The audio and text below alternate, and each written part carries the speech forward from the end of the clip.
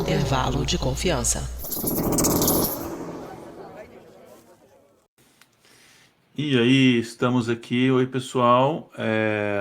Então, estamos aqui começando Olá. mais uma gravação. O pessoal deve estar estranhando, assim. Geralmente a gente faz as gravações de 15 em 15 dias, então teve semana passada, tá tendo gravação agora de novo. Esse episódio não sai na semana que vem. Ele vai sair daqui, na verdade, por duas semanas. É que existe um pequeno problema. Nas próximas 2 semanas, eu vou estar, por questões do trabalho, vou estar sem conseguir gravar. E aí, tive que antecipar essa gravação para agora. Enfim, eu só posso gravar agora só em março, depois de hoje. Só no mês que vem. Parece que tem bastante tempo. Mas, enfim, das próximas 2 semanas eu não vou conseguir gravar. E aí, enfim, é isso. Para quem está, acho que a galera está começando a entrar, acho que tem algumas pessoas. Enfim. E é isso, a gente vai falar de defuntos, de morte, essas coisinhas. E lembrando para o pessoal que já posso tirar essa porcaria. E lembrando o pessoal que está acompanhando ao vivo, que vocês podem, depois, quando começar mesmo a gravação, oficialmente eu vou falar isso, mas o pessoal pode mandar perguntas, comentários aí no chat, de qualquer plataforma que você esteja acompanhando. E... que mais? Tinha mais alguma coisa que eu ia falar? Acho que é isso. Prontas? Aproveitar que estamos em ritmo de carnaval ainda.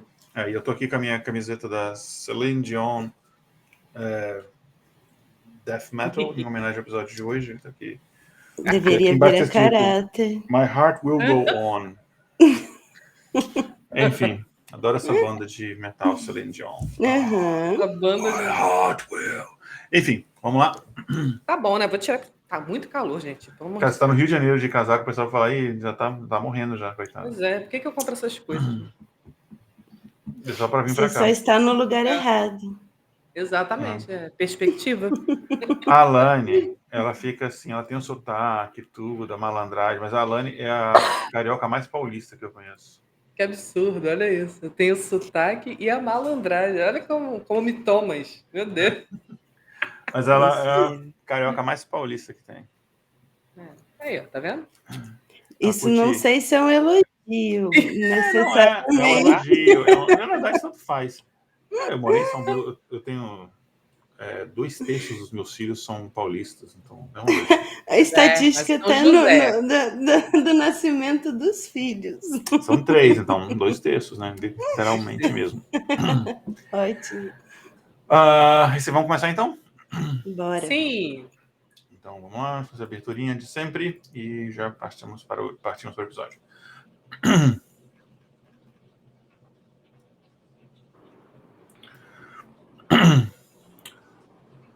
Olá, querido e querida ouvinte do Bredeng. Está começando mais um episódio do Intervalo de Confiança, uma distribuição uniforme de pensamento crítico. Hoje é o nosso episódio número 209. E o episódio já vai começar. A gente vai falar de um assunto muito interessante. É um assunto assim, se a gente fizesse um próximo assunto sobre impostos, a gente poderia falar assim que a gente está falando a gente fala muito de estatística, probabilidade, que é a ciência da incerteza, mas aqui a gente vai falar hoje de uma coisa que é certa na vida de todo mundo, que é o dia em que a gente arrasta para cima, que a gente vai bater as botas, ou estudar para bater as botas, enfim, em que a gente vai encontrar o nosso destino final. E a gente vai falar sobre isso, mas sobre uma ótica científica, né? E algumas outras coisas também, enfim. Mas tem bastante coisa para trazer hoje para vocês aqui, então eu não vou enrolar. A gente já volta aqui, mas antes a gente vai para um breve quadro de recado pela nossa produtora, a Mariana Lima. Então escutem os recados da Mariana e a gente já volta. Para o pessoal que está acompanhando ao vivo, a Mariana são vozes na minha cabeça, então eu já ouvi os recados, agora a gente vai por episódio. E tá na velocidade 3.0. Exato, nossa, com certeza. Vamos lá. Isso então, pessoal. A gente vai falar sobre morte, mas, na verdade, a ciência da morte. Por que a gente morre? Né? Inclusive, uma pergunta que parece óbvia, mas não tanto. Mas a pergunta principal é... assim, a gente não vai responder diretamente essa pergunta, mas as coisas que a gente vai trazer respondem de forma indireta, né? Porque o processo que leva o nosso corpo e de todos os seres vivos, tirando os tatidátígrafos, eu nunca sei falar o nome desse bicho, que são os meus animais favoritos. Todos os animais, os seres vivos, na verdade, chegam nesse ponto do seu ciclo, e a gente vai entender o que a ciência tem para dizer sobre isso. Já apresento quem está aqui. Antes, só mais um lembrete. Nós estamos gravando isso com todos os nossos episódios ímpares, né? A gente está gravando isso ao vivo. Então, o pessoal que está ligado nas nossas redes sociais, e principalmente o pessoal que faz parte do nosso grupo de ouvintes no Telegram, eles ficam sabendo da agenda de gravações e tudo mais, e sabem que a gente faz as nossas transmissões ao vivo não todas, mas em algumas das nossas mídias sociais. Então, você acompanha ao vivo através de 5 plataformas diferentes. Você pode acompanhar pelo YouTube, pela Twitch, pelo LinkedIn, pelo Twitter, e faltou um... Fala no Instagram. No Instagram a gente não está fazendo mais. YouTube, acho que eu falei YouTube, não sei. Enfim, são essas plataformas. Sim. É o YouTube, Facebook, a Twitch, LinkedIn e o Twitter, né, que é o Twitter, que agora é X. Enfim. E a gente não está fazendo mais pelo Instagram, porque o Instagram ele tem aquela telinha pequena, então quando a gente faz assim, fica aparecendo, fica metade do rosto das pessoas. Ou a gente tem que fazer a tela na vertical, e aí todas as outras plataformas ficam zoado, então a gente decidiu não fazer pelo Instagram, e era a plataforma que a gente tinha também menos audiência, então de qualquer forma não fez muita diferença.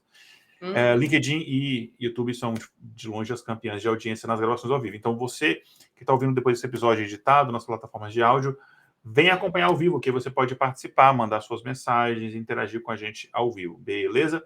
Para quem está acompanhando ao vivo, você pode depois também escutar o episódio mais uma vez quando sair, já editado com vinheta, tudo bonitinho, pelo nosso queridíssimo mago, o nosso querido Léo Oliveira. Então, vocês podem acompanhar aí. E tinha mais um recado para dar, que eu não vou lembrar agora. É isso, então. Enfim, para quem está escutando a primeira vez, eu sou... Quem está vendo ao vivo já sabe quem vai gravar. Para quem está vendo ao vivo, inclusive, está vendo aqui a minha camiseta da Celine Dion Metal, que eu coloquei em homenagem a este episódio de hoje. E para gravar esse episódio, nós temos aqui a presença da nossa diretora de comunidades e também redatora, que escreve atualmente a maior parte das nossas pautas, e escreveu a pauta do episódio de hoje, a Sofia Massaro, que fez, inclusive, unhas só para gravar o episódio com a gente. Claro! Olá, pessoal! Olá, todo mundo! Saudade de participar aqui de uma live ao vivo com vocês, juntinhos. E muito feliz de estar, mais uma vez, falando desse assunto que eu gosto pouco, que é a morte. Legal! E também aqui com a gente, a matemática que quebra o coco, mas não arrebenta a hipotenusa. Ai, pronto, nossa. Cientista de dados, matemática, carioca, Alane Migueles. E aí, pessoal? Tudo bom? Sobreviveram ao carnaval? Aqui onde eu tô nem tem isso, né? A coisa que é mais próxima disso que tem hoje foi quaresma. Enfim. Quaresma. Não me lembro o que é. Enfim, qualquer gente faz um episódio disso, quem sabe. Mas é que o Igor era religioso, assim. Não, mas muita gente lá no escritório e aí o pessoal comenta sobre isso. Hoje também, no dia da gravação, não no dia que está saindo, hoje também dia de São Valentim, que só me lembra muitas histórias do Charlie Brown. Mas, enfim, sem mais delongas, que o episódio tem bastante coisa para a gente trazer, né? Então, hoje a gente vai falar sobre a ciência da morte. E por que esse assunto também fascina tanto a gente, o que acontece nos momentos finais. E esse foi um assunto que sempre intrigou a humanidade, né? E foi um assunto, claro, que sempre esteve presente nas nossas vidas, muito antes de sermos, na nossa espécie atual, Homo sapiens. Então, a gente vai, enfim, abordar isso daí. E uma coisa que é muito presente quando a gente fala de morte, que é muito comum, é o medo da morte, né? É comum, assim, não é uma coisa... Por exemplo, quando eu falo para as pessoas que eu tenho medo de anão albino, as pessoas acham estranho, as pessoas não conseguem entender a minha fobia. No entanto, o medo da morte, ninguém acha isso estranho. E aí, porque é uma coisa que de fato, praticamente todo mundo tem. Sim. E aí, Alane, por que a gente sente medo da morte? Que parece uma pergunta óbvia, mas não é. Pois é mais intrigante do que a gente imagina, né? E desde sempre a gente está muito familiarizado, né, com o ciclo natural aí da vida, né? Onde a gente nasce, cresce, se reproduz e, por fim, morre, né? A palavra morte frequentemente evoca sensações desagradáveis e uma certa ansiedade, né? E se você experimenta uma aversão intensa a esse tema, né, isso aí pode estar lidando com a tanatofobia, que seria um medo excessivo da morte. O receio da morte, como o Igor até falou, né, é uma reação assim profundamente enraizada na nossa sociedade, né? Todo mundo sente, é uma coisa que todo mundo compartilha, né? Voltando aí aos primórdios da civilização. O medo, enquanto uma construção cultural, muitas vezes ele se origina da incerteza sobre as coisas também, né? Então a ansiedade surge quando a gente se depara aí com algo fora da nossa zona de conforto, algo desconhecido, algo que pode ser, de certa forma, imprevisível, né? Então, assim, mesmo que a gente tenha plena consciência de que a morte é inevitável para todo mundo, né? Que isso a gente sabe, abordar esse assunto permanece uma questão delicada para muitas pessoas, né? Então, essa insegurança aí diante do desconhecido pode ser a raiz desse medo, que se manifesta como uma resposta natural à incerteza sobre o que está ali além da vida como a gente conhece. Então, vamos embora se libertar aí desse medo, porque agora a gente vai mergulhar aí nesse tema que é ao mesmo tempo interessante e curioso. Vamos falar um pouquinho sobre as abordagens mais antigas diante desse assunto que é a morte. Isso aí, Elane. Com medo ou não, vamos embora, né? E para começar esse tópico, a gente colocou uma frase de Ariano Suassuna, que diz o seguinte: cumpriu sua sentença, encontrou-se com um único mal irremediável, aquilo que é a marca do nosso estranho destino sobre a Terra, aquele fato sem explicação, que iguala tudo o que é vivo num só rebanho de condenados, porque tudo que é vivo morre. A vida, segundo Ariano Suassuna, nos condena a esse destino inevitável, a morte, e o único mal irremediável. Nós entendemos isso, mas a forma como lidamos com esse destino varia consideravelmente. No Oriente, por exemplo, as pessoas costumam ver a morte como uma transição natural. Já no Ocidente, a percepção é como um fim sombrio a ser evitado. Desde a era do Paleolítico Superior, as mudanças na percepção da morte trouxeram descobertas sobre a finitude humana, despertando uma angústia profunda, como trouxe Alane. A consciência da própria mortalidade levou as pessoas a esconder essa condição, destacando a dificuldade de aceitar. E essa busca incessante por reconhecimento e afirmação da identidade de estar vivo. Na antiguidade, antes mesmo do cristianismo, as sociedades elas já praticavam seus rituais funerários para, de certa forma, controlar um pouco essa coisa que a gente não compreende tão bem, que é a morte. E apesar de familiarizados com a ideia, os antigos eles temiam a proximidade com os mortos, adotando assim práticas para afastá-los, revelando um julgamento moral sobre o papel da morte nessa sociedade. Os cultos funerários, eles homenageavam os falecidos e buscavam evitar o seu retorno para que não perturbasse ou assustassem os vivos. A separação entre os vivos e os mortos eram e é ainda, né, evidenciadas pelos cemitérios, fora das cidades. Visava manter a ordem e a pureza dos espaços dos vivos, afastando a presença da morte para os locais específicos e de convivência social. Já na Alta Idade Média, que situada entre a queda do Império Romano e o início do Renascimento Europeu, a morte já era vista como um ato coletivo, celebrado por cerimônias solenes e simbolizando a solidariedade do indivíduo com a sua linhagem e também com a comunidade. O corpo, o processamento da morte, incluindo os cuidados com o corpo, estava sob o controle dos próprios indivíduos. Com o deslocamento do processamento da morte do coletivo para o individual, durante conversões, penitências e crescente individualismo da sociedade, diante do apego à vida, houveram mudanças dos costumes, das ideias e do imaginário em relação à morte, levando a uma inversão na representação da morte, afastando-a do controle familiar para um estado que gera angústia e medo. A morte nos lembra das limitações humanas diante do universo natural. Hoje ela é escondida e silenciada, considerada prematura e muitas vezes acidental, ocultada na doença ou no acidente, refletindo o aumento da expectativa de vida e da dinâmica da sociedade capitalista. A constatação de que a morte é inevitável está encoberta pelo esforço em adiá-la, seja pela medicina ou pela dinâmica da sociedade.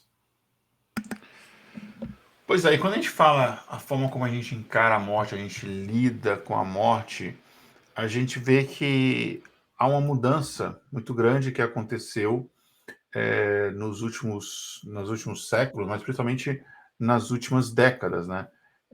Eu me lembro quando eu era mais jovem, eu lembro, por exemplo, os meus avós maternos, durante um tempo, eles moraram numa cidade interior ali da Paraíba, e eu lembro que, inclusive, eles moravam do lado do cemitério, e lá na cidade eu lembro muito bem que eu passei algumas férias lá, de que as pessoas faziam os velórios em casa.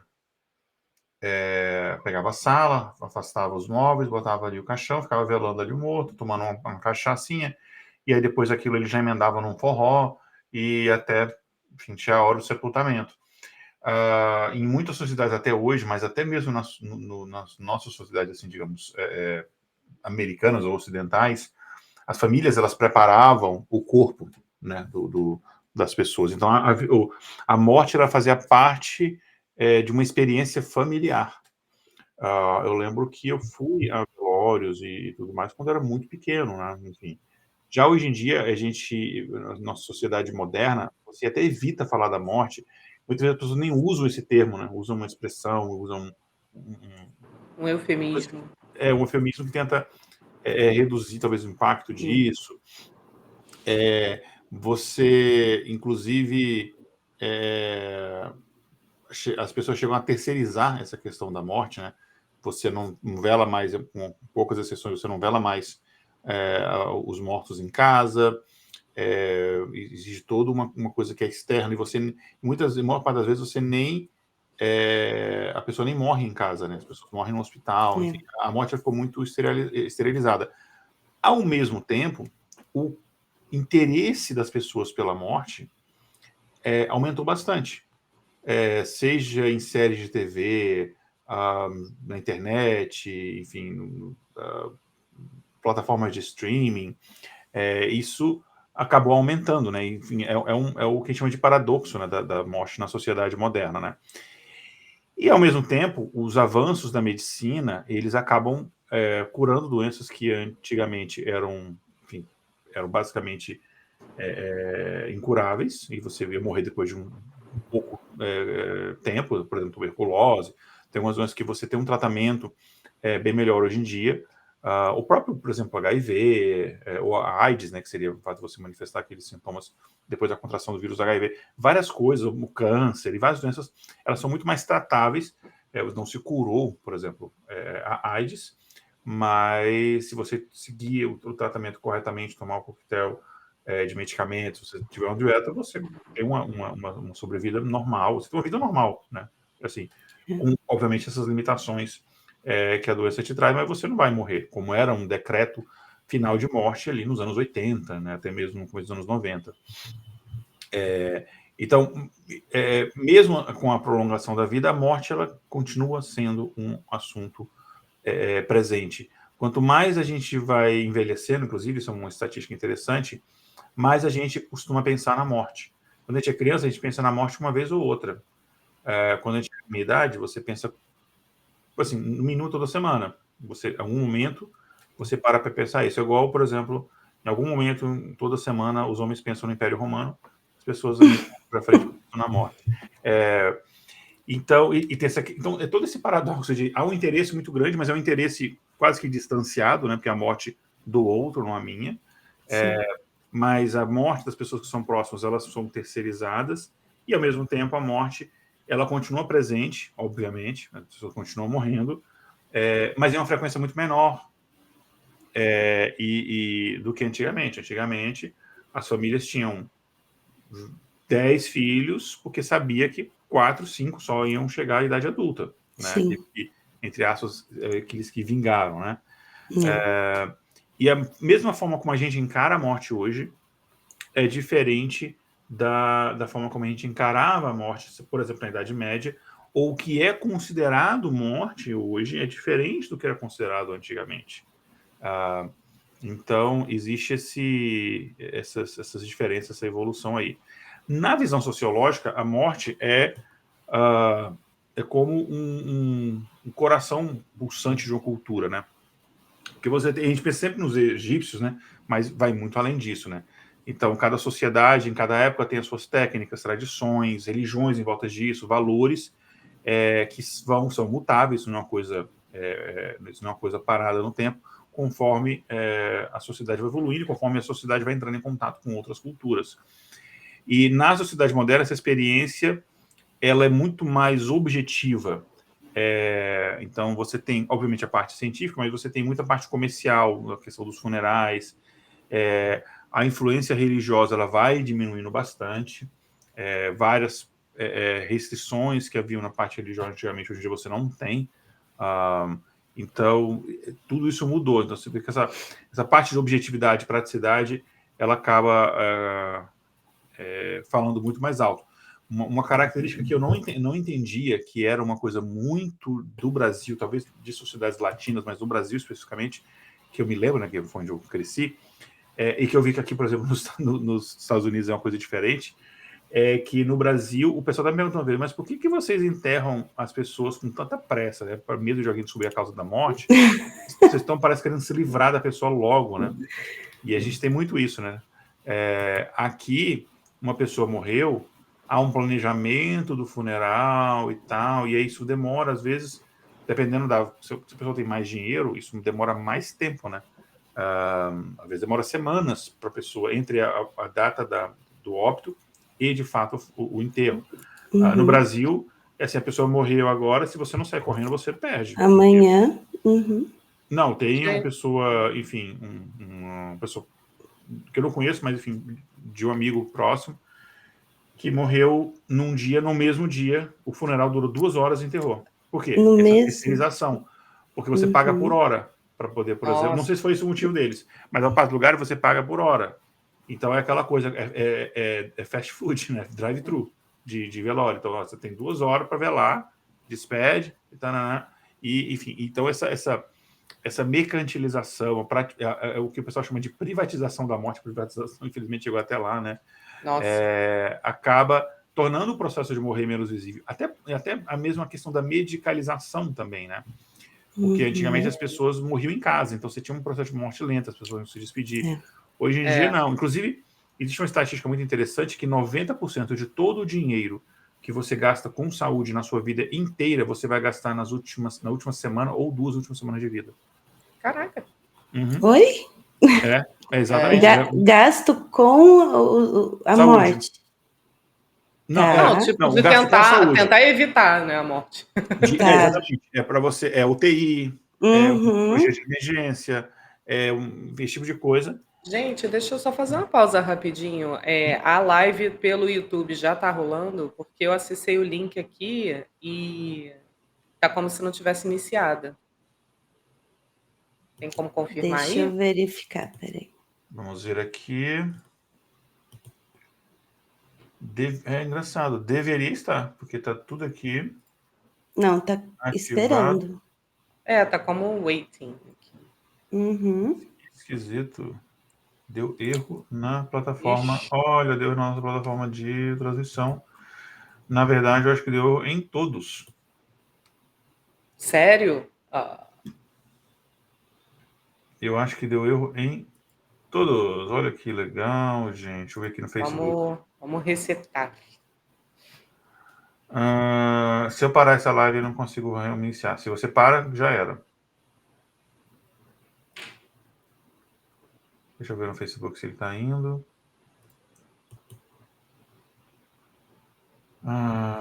Deixa eu ver se eu consigo desligar e ligar depois. Não consigo ligar depois. Peraí, deixa eu ver aqui. A Ele deu morte algum tá problema na assombrando. transmissão. Ele deu um problema na transmissão. A plataforma deu problema e eu não O sei por quê. próprio restreaming. Aí. O Restreaming deu problema. Ele tá dando erro em todos. Ai, que droga.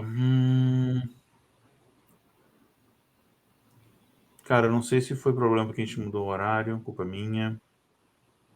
Mas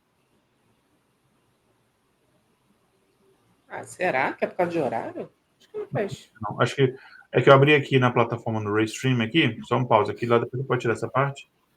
Eu abri aqui no Restream e ele... um erro ocorreu. Aparecendo para todos os canais. Deixa eu tentar aqui. Deixa eu tirar, sei lá, o Twitter, por exemplo. Ele nem deixa eu falar. Eu volto lá.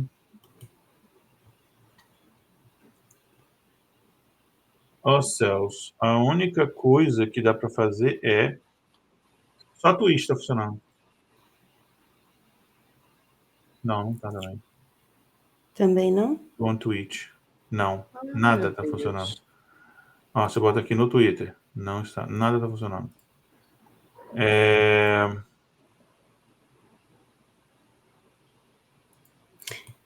Ninguém falou nada no grupo, né? Nem a Tati.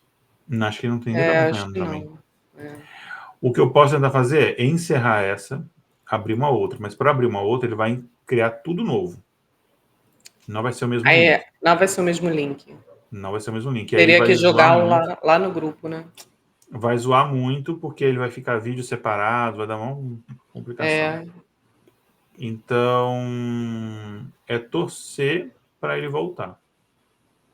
Deixa eu ver. Será que... Deixa eu tentar sair. E voltar. Não vai dar nada. Eu vou reclamar lá para eles, que aí comprometeu a nossa live. Uhum. Paciência. Depois eu posso baixar o vídeo e botar lá. Pelo menos a gente está gravando aqui. Você acha legal A gente mandar mensagem avisar? lá no YouTube? Porque eu acho que tem gente lá, né?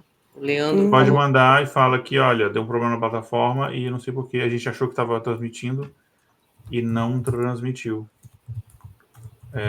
Talvez a plataforma volte, mas está aqui. Deixa eu tirar um print aqui e mandar lá no grupo lá da equipe, lá para vocês verem. Tá.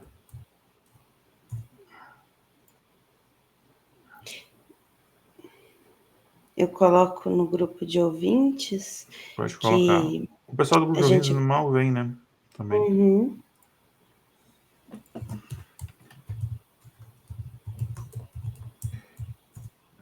Que droga. Nunca tinha acontecido isso. Es la muerte. Uhum. Uhum. Se você entrar pela conta do intervalo de confiança no YouTube, não consegue também iniciar, né? É tudo Não, é o que eu tô amarrado ao fazendo. É o que eu restrito. tô fazendo. Eu tô na conta do intervalo de confiança, mas ele não tem essa opção, né? De se iniciar, porque foi o Restream que criou. Então ele não me dá essa opção de iniciar.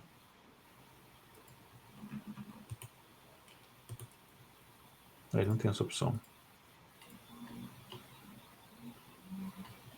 Que inferno. Aí ele fica com Upcoming. Analytics. Control. Ele não tem opção. Tinha uma ferramenta que a gente usava antes que ele dava essa opção, mas aqui ele não tem isso. Paciência.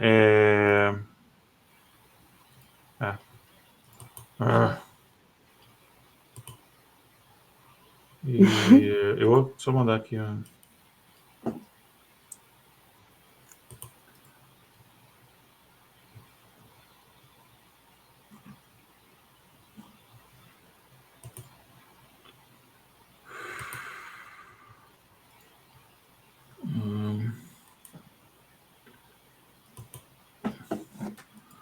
Só aqui. Aí, vou botar gravar, senão a gente não vai terminar hoje. Transmitting.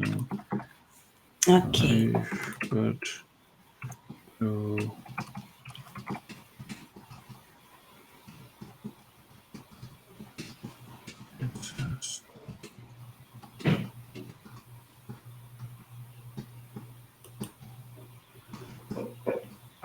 vamos continuar então.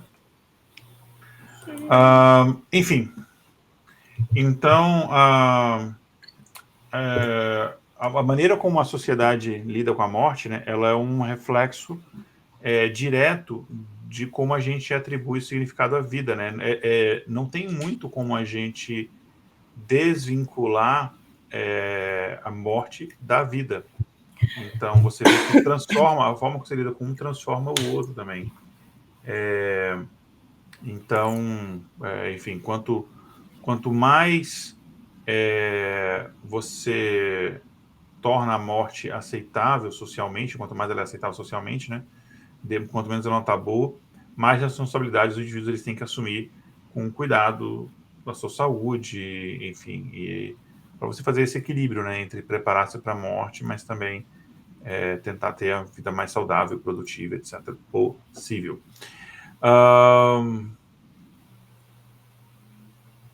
Acho que é isso. Bom, existe, inclusive, uma transformação que acontece até silenciosa, né, da morte, né, e, Sofia, o que você pode trazer para a gente em relação a este assunto? Igor, é uma relação diferente. Você estava dizendo, e eu me lembrei de quando eu era criança. A minha avó, ela dizia assim, sempre quando morria alguém e tinha que ir, né, ao velório, ao enterro, lugar de criança não é enterro, não é em velório. Não sei se vocês chegaram a ouvir isso também.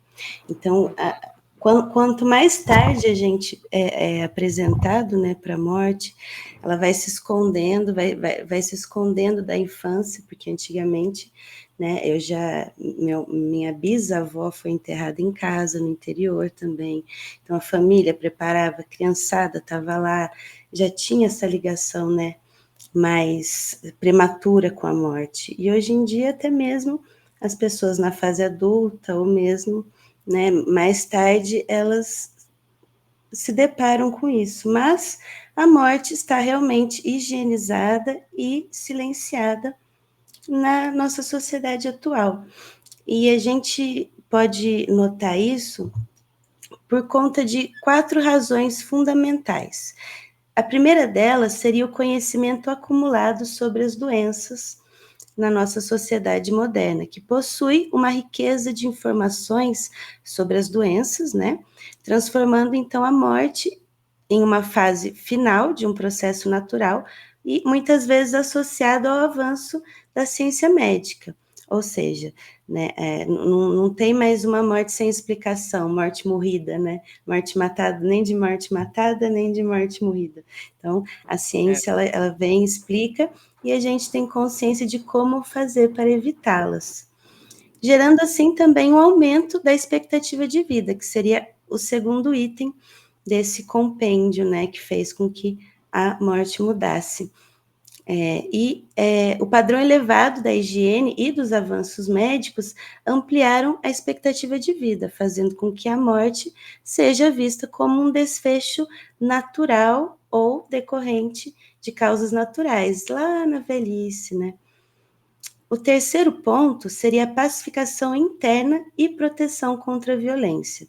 A relativa paz interna da sociedade moderna faz com que as pessoas almejem uma morte tranquila, resultado do envelhecimento e de doenças resultantes do processo de envelhecimento, enquanto a proteção contra a violência externa torna as mortes violentas excepcionais, né, e criminosas, muitas vezes afastadas do público, como acontece com o suicídio, né?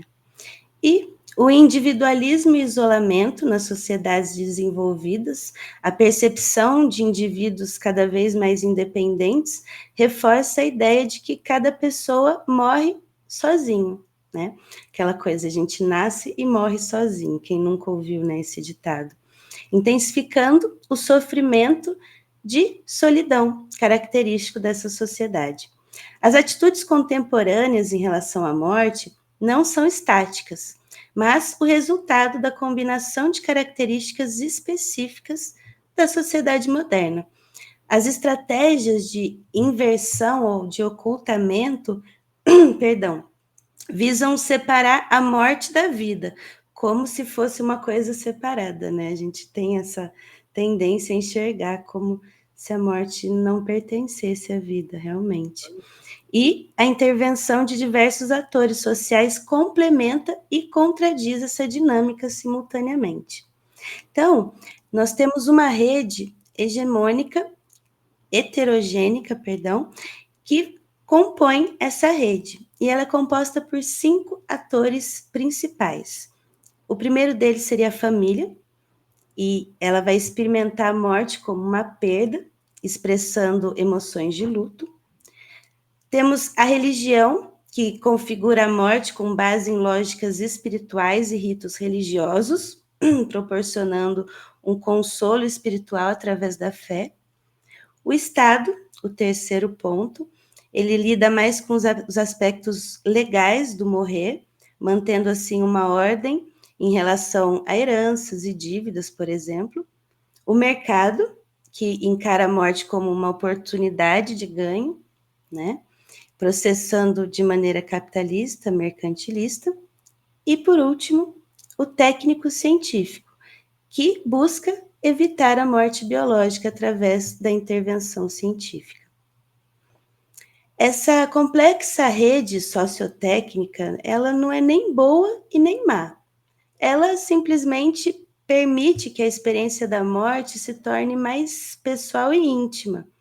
E essa intervenção, ela também vai possibilitar uma variedade de respostas individuais diante da perda, aliviando muitas vezes a carga emocional associada à morte e permitindo que a gente se concentre mais nos aspectos e na experiência da vida por si só. Bem, concluímos, né, que a sociedade, ela mudou o ponto de vista em relação à morte durante, né, sua história, sua evolução. Porém, a jornada da morte ainda configura em reflexões sobre a vida e o adeus. Não é, Alane? Exatamente, né? É uma relação aí muito complexa que a gente vê entre a vida e a morte, né?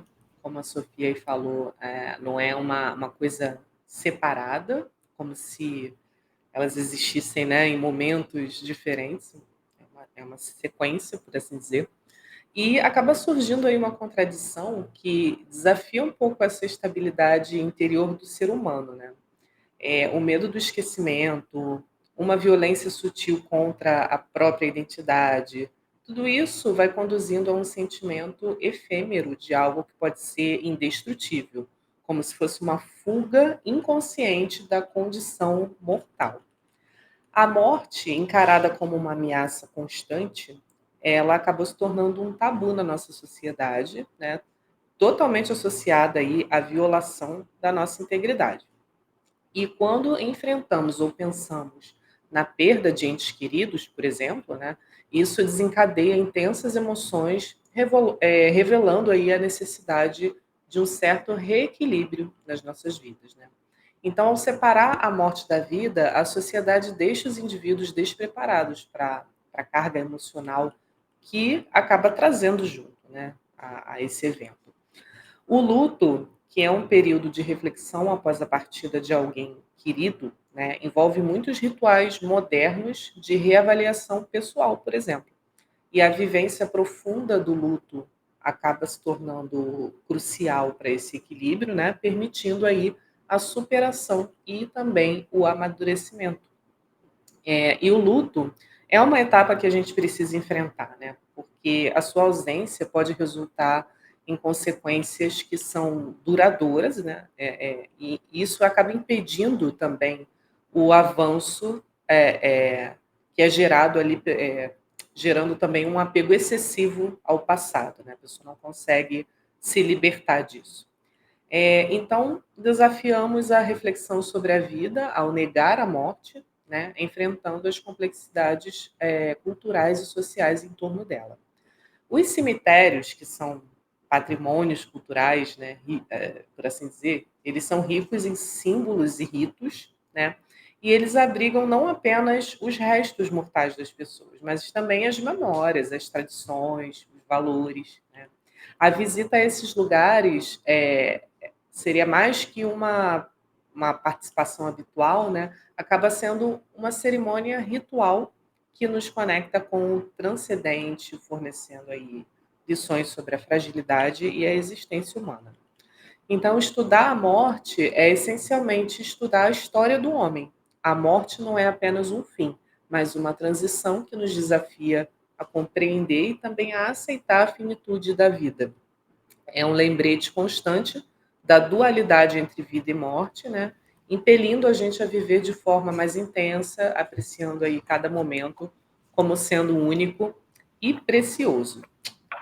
Então, resumindo, né, a gente não pode fazer essa dissociação e é importante a gente encarar todas as etapas, né, que vem junto aí com a perda de algum ente querido.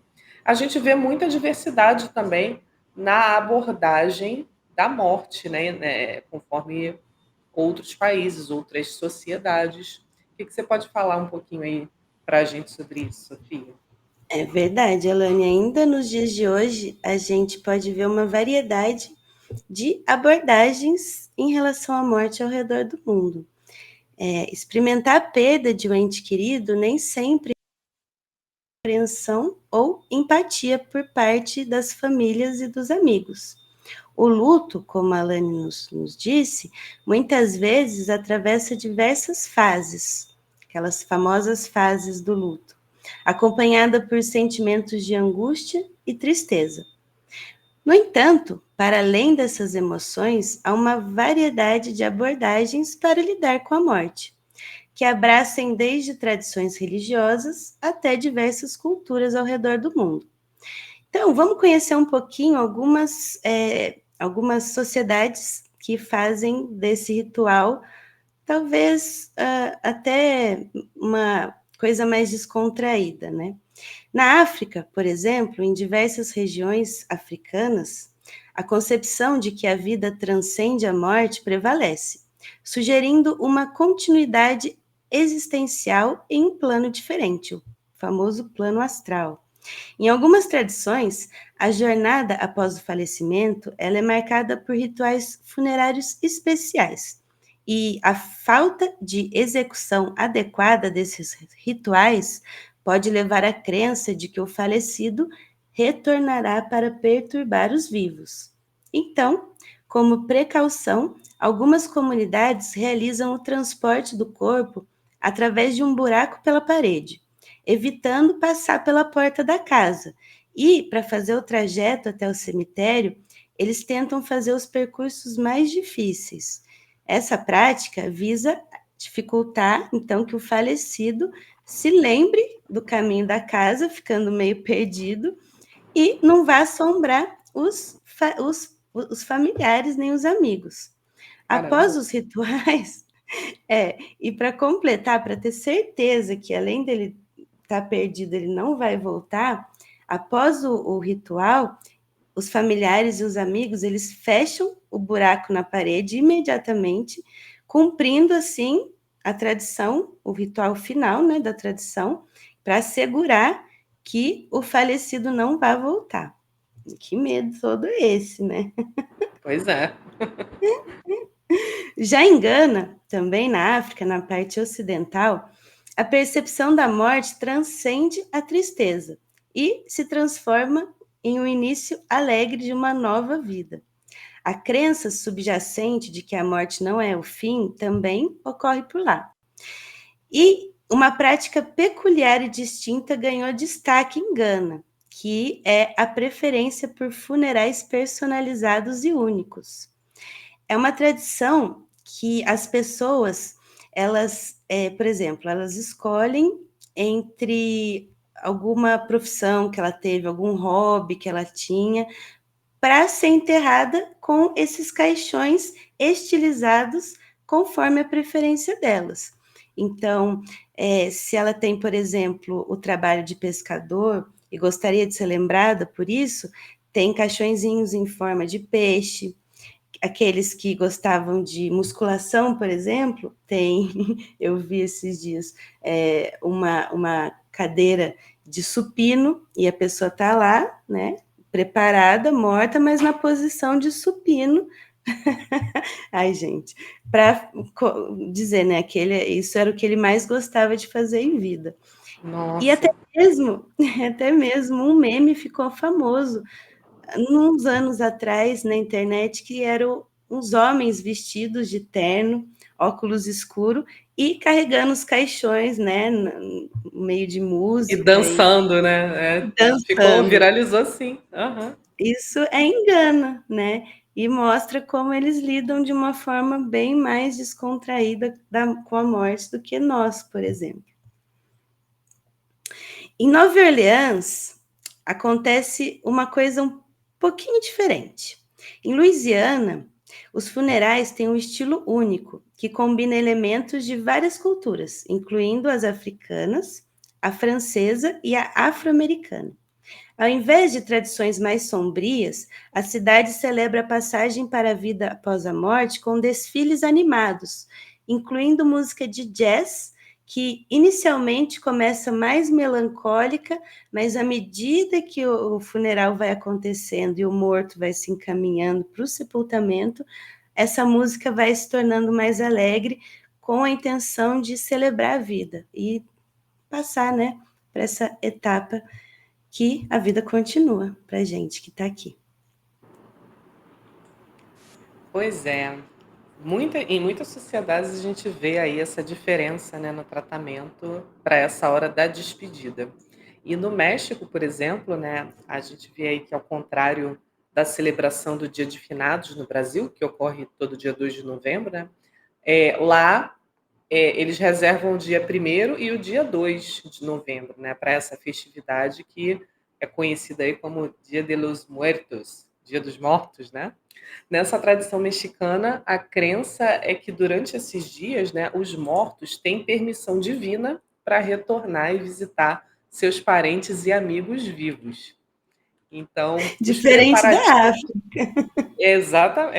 Lá eles querem menos contato possível. Aí eles meio que têm esse convite aí sempre em aberto, né? Então, os preparativos para esse dia são marcados aí por gestos cheios de simbolismos, né? E as pessoas que perderam esses entes queridos, elas enfeitam as suas casas com flores e acendem velas, incensos, né? Além disso, preparam as comidas preferidas dos falecidos, criando ali altares, né, que incluem fotografias, objetos pessoais, itens significativos, né, para o morto. E uma característica marcante desse evento é o uso de máscaras de caveiras, né? Que são aquelas caveiras mexicanas que o pessoal gosta de fazer maquiagem, né? Fazendo referência a isso. Alane, né? Inclusive, eu tenho uma foto aí acho que é do Twitter, né? Que eu tô com essa foto de perfil. Foi de uma Combinou. festa que a gente fez que era de Halloween, na verdade. Aí o pessoal lá no México também coloca uma pintura nas roupas, né? Assim, fazendo imitar esqueletos, né? Ou então fazem fantasias que sejam relacionadas aí ao tema da morte. Essa prática visa criar um ambiente festivo e acolhedor para receber os espíritos dos entes queridos que retornam temporariamente nessas datas aí para fazer aquela visitinha especial, né? As festividades do Dia dos Mortos começam a partir do dia 31 de outubro, na verdade, que é o Dia das Bruxas, ou Halloween, né? Ou o Samhain aí para quem é Wicca, né, do hemisfério norte, também é na mesma data. Já na China, as práticas relacionadas ao enterro e ao luto são influenciadas por uma série de fatores, incluindo a idade do falecido, a causa da morte, o status do relacionamento, né? E o status social ali da pessoa que faleceu, né, em relação a quem ficou. E, além disso, as tradições podem variar de acordo com a região do país, sendo formadas ali por crenças religiosas ou até mesmo filosóficas, né, como o budismo e o cristianismo, que são seguidos por muitos chineses, inclusive. A cerimônia fúnebre na China é geralmente realizada ao longo de 7 dias, durante os quais os que estão de luto, né, vestem roupas específicas conforme o relacionamento que eles tinham com o falecido, né? Então, se eram familiares mais próximos, é um tipo de roupa, né? Amigos, né, que não eram tão próximos já é outro tipo. E o anúncio do falecimento é formalizado por meio de convites enviados, né, para esses parentes e amigos, como se fosse um convite de casamento, né? Só que é para o enterro. Geralmente, esses convites vêm na cor branca e eles também podem assumir uma cor rosa se a pessoa falecida tiver mais de 80 anos. E falando de idade, né, viver além dessa idade lá é considerado um motivo de celebração e os que estão de luto enfatizam mais a longevidade da pessoa do que a sua morte propriamente, né? Então é como se fosse mais um motivo para celebrar. No Brasil, o luto é especialmente relembrado e celebrado também no Dia de Finados, né, que ocorre no dia 2 de novembro. E nessa data, as homenagens aos entes queridos falecidos são expressas por meio de orações, decorações de túmulos com flores, acendimento de velas e momentos de reflexão. Além do Dia de Finados, o dia 1º de novembro é dedicado ao Dia de Todos os Santos, que é uma celebração importante para os católicos, né? Honrando aí todos os santos e mártires, né? Sejam eles conhecidos ou não. Essas datas, embora marcadas pelo luto, oferecem aos fiéis a oportunidade de aprender com as perdas, né? E os desafios da vida também, né? Promovendo aí um crescimento pessoal, busca por respostas, né, que acabam aí por valorizar a própria existência. É evidente que cada país e religião ao redor do mundo, né, aborda aí o luto de maneiras bem distintas e muitos indivíduos enfrentam a morte de entes queridos de maneiras mais complexas e desafiadoras. Diante dessa realidade, estudos como a tanatologia, não sei se eu falei certo, tanatologia, que compreende o exame científico da morte, explorando os seus mecanismos e aspectos forenses, acabam ganhando destaque, né? Por falar nisso, em breve a gente vai ter um episódio exclusivo aí dedicado a essa fascinante área da medicina forense. Mas é isso. E aí, Igor, fala um pouquinho da gente sobre os mistérios aí da pós-morte. O que realmente acontece com o nosso corpo? Beleza. Só um parênteses aqui. O cara tá dando errado. Alguma Audacity parou de gravar. Agora eu vou ter que gravar de novo. Beleza. Vai dar certo. Ok.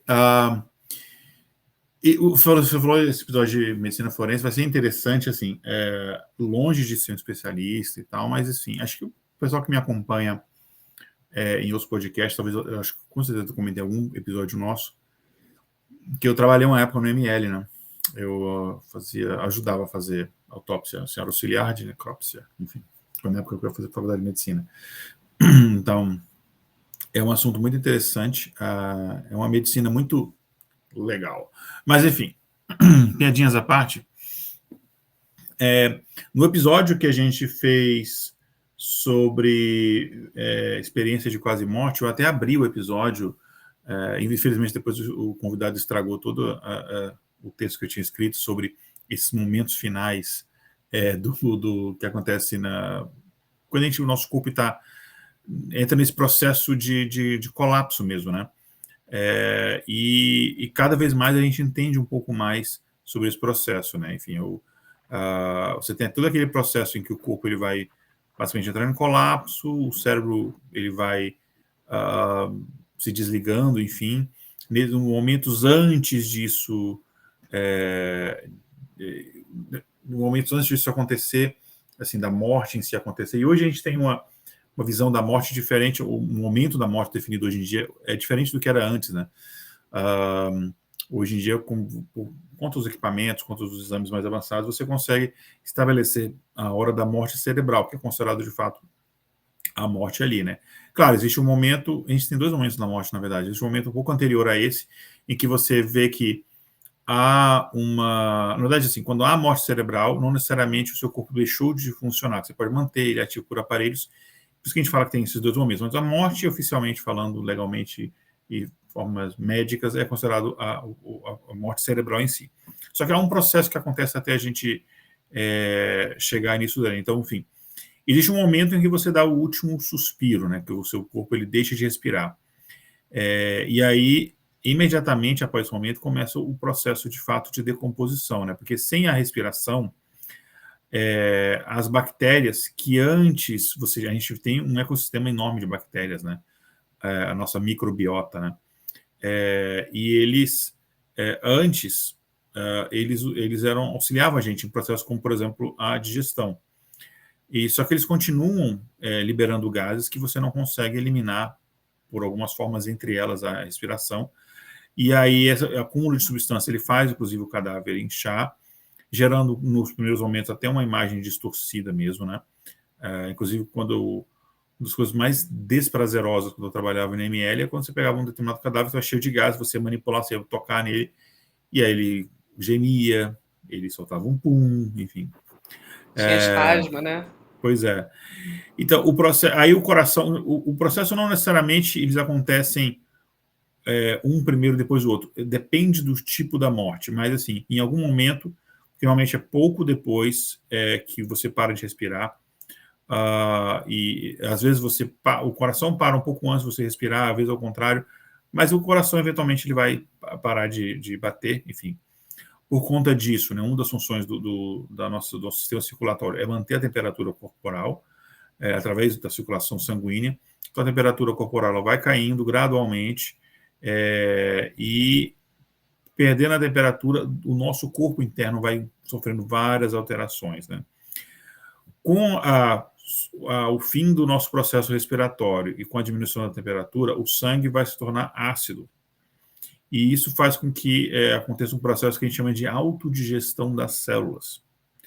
E aí a circulação sanguínea, em determinado ponto, ela vai parar também, e isso vai causar algumas manchas características que os médicos legistas, inclusive, usam para determinar a hora da morte.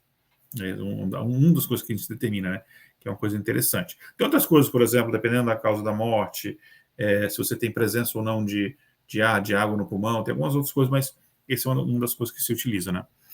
Aí, passada mais ou menos 4 horas, e claro, isso aqui não é exatamente assim, porque depende de clima, depende da temperatura ambiente, depende de vários fatores da causa da morte, enfim.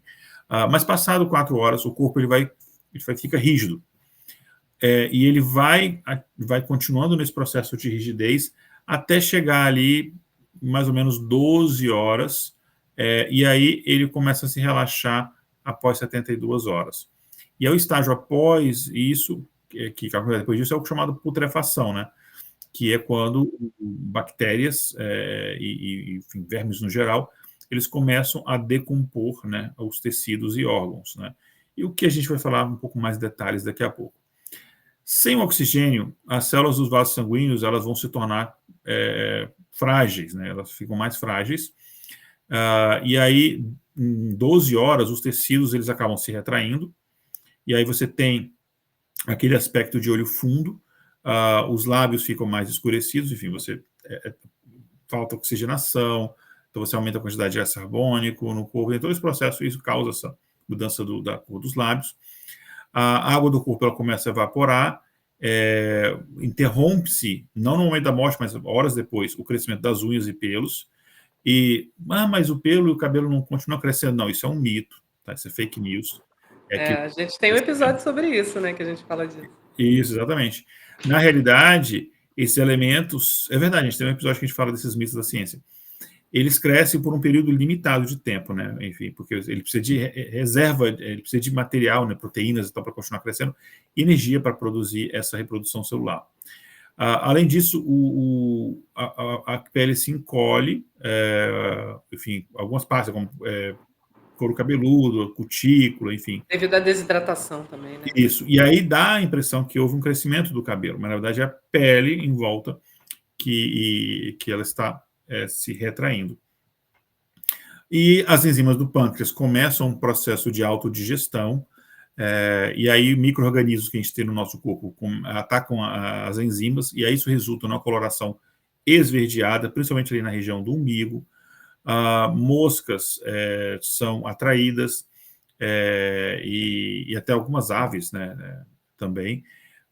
Inclusive, essas moscas depositam ovos nos orifícios, nas cavidades, enfim, e isso traz, enfim, gera larvas, né, que vão consumir o cadáver.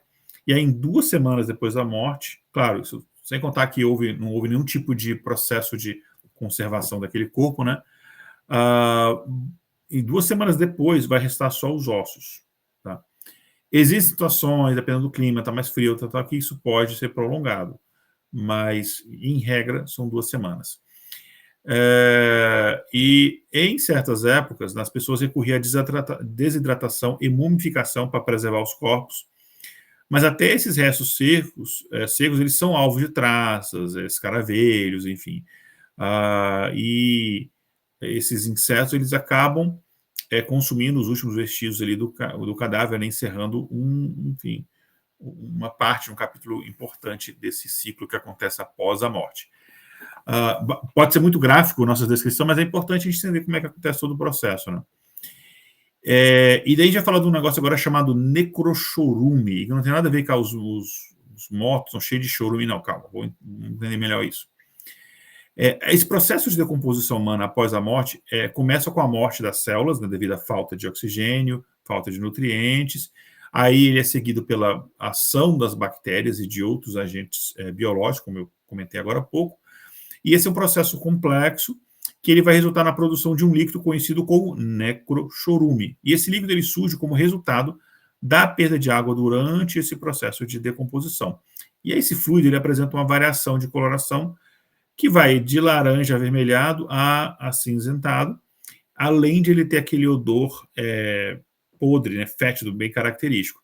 E as características químicas são marcadas pela presença de aminas, que são substâncias químicas que derivam do amoníaco, incluindo as substâncias putrescina e cadaverina. Pelo nome, você já imagina as características dela, né? Inclusive, são substâncias tóxicas. Então, assim, não beba essas substâncias. Obviamente, você está pensando nisso. Na verdade, se você está pensando nisso, procure ajuda, tá? Não para fazer, mas ajuda psiquiátrica. Enfim, o necrochorume, ele tem muitos patógenos, inclusive muitos que a gente não conhece antídotos. A gente não tem antídotos para isso, né? O sabor é azedo. Não, eu não provei, mas enfim. Ai, como é que sabem? Né? O cheiro é um cheiro meio acre, assim, fétido, né? E há uma propensão a um endurecimento ao longo do tempo, enfim. E a decomposição do corpo, né, que é um processo que pode durar meses a anos, dependendo, porque tem a questão dos ossos, né, que demora mais tempo, ela acaba sendo influenciada por vários fatores, o tipo do solo, o clima, em alguns casos até a causa da morte. E, sei lá, morrer queimado, né, tipo, ser mais rápido, enfim. Mas brincadeiras à parte, você conhecer esses elementos é crucial para você compreender a produção do necrochorume e a carga orgânica desses patógenos. E a quantidade significativa de materiais orgânicos e compostos presentes no corpo humano que alcança o meio ambiente pode causar danos irreparáveis ao ecossistema, né, que não estão preparados para essas substâncias. Então, a gente conhecer esses mecanismos, características do necrochorume é fundamental não apenas para a ciência forense, mas também para a gestão ambiental, uma vez que o impacto desse fluido no ambiente pode ser considerável, né, e ele requer considerações específicas em diferentes contextos. E um outro ponto é o seguinte: a gente entende muito desse processo, como acontece, o tempo que demora e tal, porque há estudo disso, de fato. E uma das mecanismos técnicos para se estudar isso, que acontece, tem no Brasil, tem aqui nos Estados Unidos, existem fazendas de cadáveres. Vocês sabiam disso, caras ouvintes? Existe um chamado fazenda de cadáver. Então, são locais onde eles pegam cadáveres de indigentes e também de animais, e eles expõem a diversas condições, enterrado, não enterrado, no frio, no calor, na sombra, no sol, diferentes causas, morte, e eles vão estudando o processo de decomposição, estudando os componentes químicos que são exalados, para que você, por exemplo, para que fazem isso? Para você entender o processo da morte, mas assim, principalmente para a medicina forense, para você ver, quando eu falo fazenda de cadáver, não é um reality show que só de fundo, fique claro, tá? Seria mais eu vou eliminar o fulano porque ele está fedendo muito. Não é isso. O necrochorume dele me incomoda. Aí fica exatamente. Fica os mortos cheios de chorume. Não é isso. É para você estudar, por exemplo, o processo de decomposição, para quando você achar uma vítima de um assassinato, ou uma pessoa, sei lá, se achar uma pessoa morta na floresta, ou vítima de afogamento, é você entender o processo para você conseguir, por exemplo, fazer, olha, essa pessoa foi morta há tanto tempo, a causa provavelmente foi isso. É você pegar, por exemplo, uma pessoa que, em teoria, foi vítima de afogamento, e você entender, tá, mas ela foi jogada na água depois de morrer, ou ela morreu em relação a isso? Como é que a gente sabe isso aí? Estudando, por exemplo, a presença de água no pulmão ou não, por exemplo. Esse tipo de coisa. Então, assim, inclusive, se você, caro ouvinte, espero que não, porque vocês ouvintes nossos são maravilhosos, mas se você, por algum momento, está pensando em cometer um crime perfeito e se safar, tem uma notícia ruim, não vai rolar. Porque você não é por mais que você pesquise no Google, inclusive é uma péssima ideia, porque fica esses registros aí, e o pessoal, fulano pesquisou tal coisa. Por mais que você estude, pesquise, leia, escute podcasts e tal sobre esse assunto, você é amador nesse assunto. A polícia, eles investigam esse tipo de coisa todo dia. Eles são profissionais disso. Você não é. Então, o caso, por exemplo, da Suzane von Richthofen é muito clássico. Cometer erros assim que os caras em 30 minutos descobriram que era ela. Ela ficou assistindo CSI achando que ia dar uma perna nos caras. Os caras fazem isso todo dia. Enfim. Então, não por isso apenas, né? Existem vários motivos para você não cometer um crime. Mas se por algum motivo você está achando que você vai se livrar, não vai. Enfim. Então, não cometam crimes, né? E aqui, no final, eu comentei essa parte de existe um impacto ambiental em relação a isso. Então, acho que é uma coisa bacana a gente trazer, né, Sofia? A gente não trabalha até depois de sabemos que... Exatamente. A gente sabe que a gente vivo já gera muito impacto para o meio ambiente. Mas fiquem sabendo que mesmo após a morte, podemos gerar impactos ambientais por meio da nossa decomposição. Ai, que delícia! Não vira adubo, não? Então, pode virar. Quando a sua disposição é realizada de maneira inapropriada, ou seja, não atendendo às leis e normas específicas exigentes, isso pode causar um problema. Então, mesmo que esse tema pareça meio mórbido, o destino do corpo de uma pessoa falecida tem impactos significativos. No Brasil, os métodos legais e culturalmente aceitos são 2: o enterro em cemitérios e a cremação. Mas qual será deles que gera o menor impacto para o meio ambiente? Bem, vamos lá. Falando primeiro sobre o sepultamento.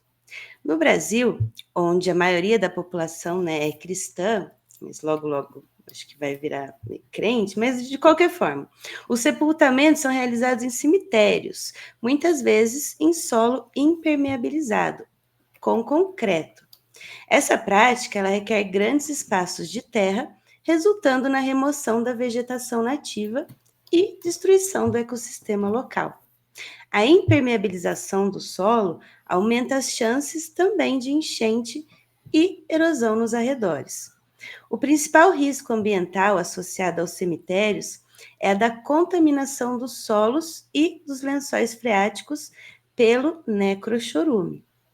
Quando os corpos são enterrados sem um sistema adequado de drenagem, esses fluidos podem contaminar o solo, causando um grande problema de saúde pública. Para minimizar esses riscos, é comum que se impermeabilize o local de sepultamento e que se utilize caixões de madeira com barreira entre o corpo e o solo. Contudo, ainda assim, existem desafios ambientais, como a decomposição dos caixões e o lixo gerado no dia a dia, que pode representar risco à fauna local. Lixos, flores, né, tudo isso que o pessoal vai acumulando nos cemitérios. A falta de legislação local e a fiscalização adequada tornam esse problema mais desafiador. Por outro lado, a cremação, ela elimina a necessidade desses espaços de terra e reduz o risco de contaminação pelo necrochorume. No entanto, ela demanda a queima de combustíveis fósseis, como gás natural e óleo diesel, resultando na emissão de poluentes atmosféricos. Essa queima, ela vai liberar gases, incluindo o dióxido de carbono, o nitrogênio e o dióxido de enxofre, que são compostos orgânicos voláteis, que embora alguns crematórios possuam sistema de filtragem, eles não são completamente eficazes. Mas, e aí, qual dos dois será que gera menos impacto? Embora a cremação elimine muitos gases poluentes de uma só vez, segundo a pesquisa, um estudo comparativo do impacto ambiental entre cremação e sepultamento, realizado em 2020 e conduzida pela engenheira ambiental Gabriela Cavion, concluiu que os efeitos a longo prazo dos cemitérios a tornam a pior opção. A análise de dados revelou que a cremação gera emissões atmosféricas, embora em baixas concentrações, mas não produz poluentes líquidos, o que é um ponto positivo em relação ao sepultamento. Bem, respondendo você, Alane, agora, quais são essas possibilidades futuras, mas nem tão futuras, né? Porque já existe isso. Então, para o futuro, espera-se o surgimento ou maior aproveitamento de novas alternativas sustentáveis para lidar com a morte. Entre as pesquisas recentes, destaca-se a compostagem de corpos, estudada pela empresa funerária estadunidense Recompose, em parceria com a Universidade de Washington, nos Estados Unidos. Essa técnica, semelhante à compostagem de carcaças de animais, transforma os corpos humanos em nutrientes para o solo de maneira segura.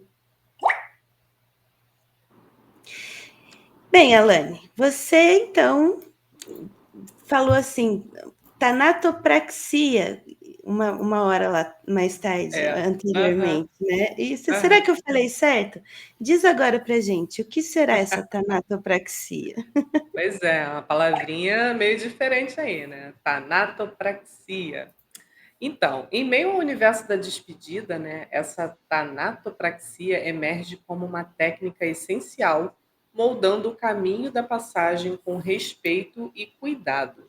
Seu propósito vai além de preservar o corpo até o último adeus, né? E ela busca proporcionar aí aos familiares uma lembrança final da serenidade que a pessoa falecida exibia durante a vida. Mas o que seria a tanatopraxia, né? Qual é a origem desse nome aí? Ela vem do grego thanatos, que significa morte, e praxis, que é aquilo que se faz habitualmente.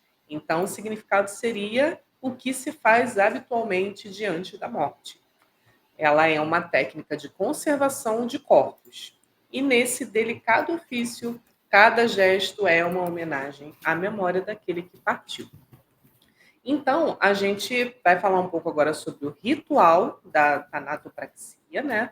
Então, nós vemos que os artesãos desse ofício, né, com a sua perícia singular, eles buscam aí suavizar o impacto do momento da despedida. Então, a desinfecção do corpo utilizando germicidas que impedem a proliferação de micro-organismos, né, seria aí o primeiro ato desse ritual de respeito. A aplicação da necromaquiagem visa também conferir ao falecido uma expressão natural e serena, uma última imagem que se assemelhe à que ele possuía em vida.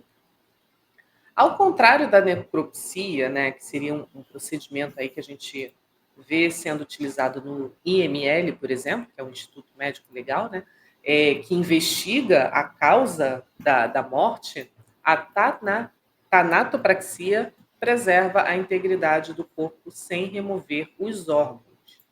Então, assim, equipamentos especializados são utilizados, né, para fazer ali a injeção de produtos químicos, assim como a sucção de líquidos, né, do corpo, sem a necessidade de uma efetiva abertura ali do corpo, né? Esse seria ali um equilíbrio bem delicado, né, entre a arte da conservação e o respeito à dignidade daquela pessoa que partiu. Na essência da tanatopraxia, a gente se depara não somente com um procedimento técnico, mas com toda uma técnica de cuidado e respeito, né, como eu falei anteriormente, buscando proporcionar àqueles que permanecem vivos, né, a oportunidade de recordar com afeto da imagem daqueles que tanto amaram, né? Então, vamos falar um pouquinho agora sobre os procedimentos após o falecimento, mais especificamente no Brasil. Conta um pouquinho para a gente, Igor. Então, como a gente já está bastante tempo de gravação, eu vou passar um pouco mais rapidamente isso aqui, mas acho que é importante a gente falar. Existem alguns processos, e eu já cuidei disso para alguns familiares, é uma parte muito chata que você está sem cabeça para fazer isso, mas é importante se fazer, né? É necessário. Primeiro, a pessoa não morreu e tipo assim, beleza, é isso aí. Não, você precisa declarar, o óbito precisa ser declarado. Eu não posso decidir que aquela pessoa morreu. Falei, cara, aquele pessoal lá que eu não gosto. E olha só, gente, Bolsonaro morreu. Morreu. Tô falando que você morreu. Eu não morri, tá ok. Não é assim. Eu preciso, normalmente é um médico, enfim, uma pessoa, ou profissionais de saúde, né, seja no hospital ou não, que vão fazer a declaração do óbito, e aí existe um certificado que é emitido, né, da declaração do óbito. Eu aprendi isso no Grey's Anatomy. É o médico que tem que declarar a hora do óbito. Não pode ser enfermeiro, não pode ser nenhuma outra pessoa do staff. Tem que ser o médico. Exatamente. E daí, com isso, você vai no cartório e você faz o registro do civil do óbito. Então, você vai pegar a certidão de óbito e tudo, e você precisa disso para o processo de sepultamento, etc. A responsabilidade principal desse procedimento é da família, tá? Até onde eu sei, você não pode passar isso por um despachante. Algumas famílias, elas podem contratar serviços funerários, e você assina um papelzinho ali, autorizando a funerária a fazer aquilo, e ela faz o transporte do corpo, né? Seja tenha falecido em casa ou no hospital, faz o transporte do corpo, cuida toda a preparação do corpo para o funeral e para o sepultamento. Se você for optar por sepultamento, você precisa ter uma concessão do cemitério. Então, às vezes você tem um jazigo, é um processo um pouco mais simples, se não tem, você tem que adquirir um, então, enfim, existe esse processo. Se for no caso da cremação, existem algumas documentações adicionais e você precisa da autorização específica da família para isso, tá? O processo de doação de órgãos, ele tem que acontecer antes disso tudo. Quando o corpo ainda está viável para você fazer a retirada da doação de órgãos. Então, a gente recomenda que, inclusive, que você faça, a gente tem um episódio, inclusive, sobre doação de órgãos, muito importante, inclusive, e que você faça isso em vida e conte para as pessoas próximas o seguinte, olha, se algum dia, não é assim, vai acontecer, quando acontecer alguma coisa comigo, eu estou expressando meu desejo, eu quero doar os meus órgãos e tal. E as pessoas, obviamente, respeitarem isso, né? E após, só depois, né, da certidão de óbito, que questões como herança, enfim, qualquer outra coisa pós a morte ali, que a justiça vai acabar se envolvendo, né? Enfim, tem várias outras coisas aqui, de documentação e tal. Outra coisa que você pode fazer também, você pode doar o seu corpo para fins científicos, né? Você pode doar o seu corpo para a ciência, ou para pesquisa, ou para fins educacionais. Eu fiz isso há muitos anos atrás, inclusive quando estava ainda na faculdade de medicina. Se você não tem dinheiro para comprar um caixão e tal, sepultamento, você pode optar pela sepultura social, o Estado vai te prover isso, você não vai ter que deixar a pessoa num container no meio da rua. Enfim, então, são alguns dos processos que acho que é importante a gente falar. E aí tem o famoso termo do indigente, né, que não, a não ser pessoas que doam o corpo para estudos ou para educação, né, digamos, quase todos os cadáveres que você tem em universidades, faculdade de saúde, eles vêm de indigente, né? Então, indigentes são indivíduos que, por várias razões, eles não têm acesso a esses direitos que eu acabei de citar, né?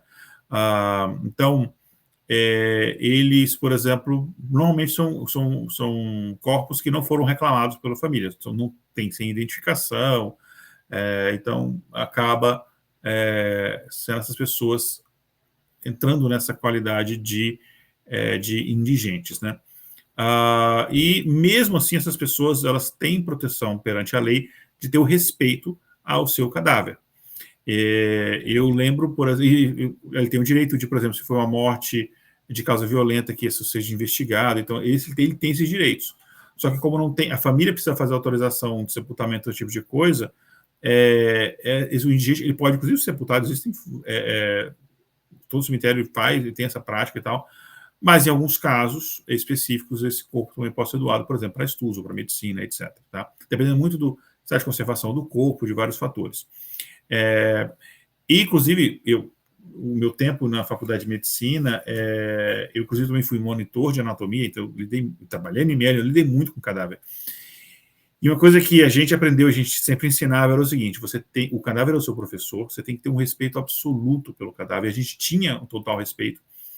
Era uma coisa que a gente sempre entendeu como inadmissível você fazer brincadeirinha, piada, de respeitar, porque aquele corpo ali serviu a uma pessoa, né, que, tendo a família sabido do paradeiro dele ou não, ele foi um ser humano que merece todo o respeito e estava ali servindo para que a gente pudesse estudar, enfim.